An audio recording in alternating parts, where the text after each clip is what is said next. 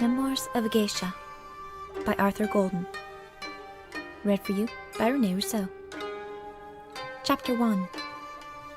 Suppose that you and I were sitting in a quiet room overlooking a garden, chatting and sipping at our cups of green tea, while we talked about something that had happened a long while ago.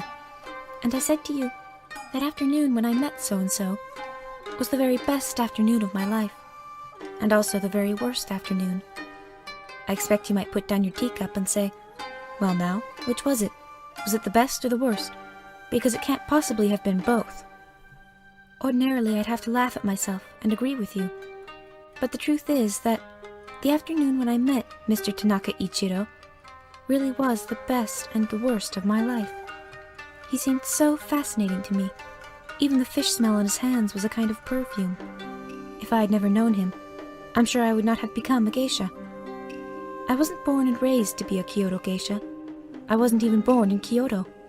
I'm a fisherman's daughter from a little town called Yoroido on the Sea of Japan. In all my life, I've never told more than a handful of people anything at all about Yoroido, or about the house in which I grew up, or about my mother and father or my older sister, and certainly not about how I became a geisha, or what it was like to be one. Most people would much rather carry on with their fantasies that my mother and grandmother were geisha, and that I began my training in dance when I was weaned from the breast, and so on. As a matter of fact, one day, many years ago, I was pouring a cup of sake for a man who happened to mention that he had been in Yoroido only the previous week. Well, I felt as a bird must feel when it has flown across the ocean and comes upon a creature that knows its nest. I was so shocked I couldn't stop myself from saying, "Yoroido? Why, that's where I grew up." This poor man! His face went through the most remarkable series of changes. He tried his best to smile, though it didn't come out well because he couldn't get the look of shock off his face. "Yoroido?" he said. "You can't mean it." I long ago developed a very practiced smile, which I call my no smile, because it resembles a no mask whose features are frozen.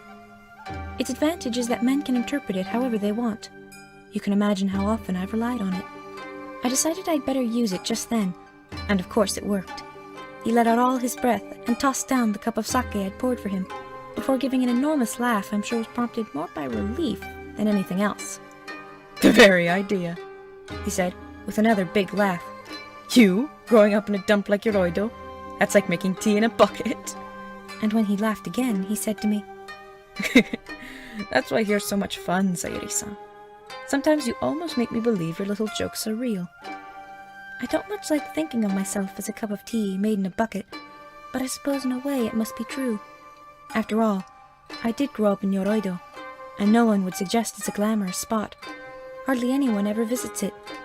As for the people who live there, they never have occasion to leave. You're probably wondering how I came to leave it myself. That's where my story begins.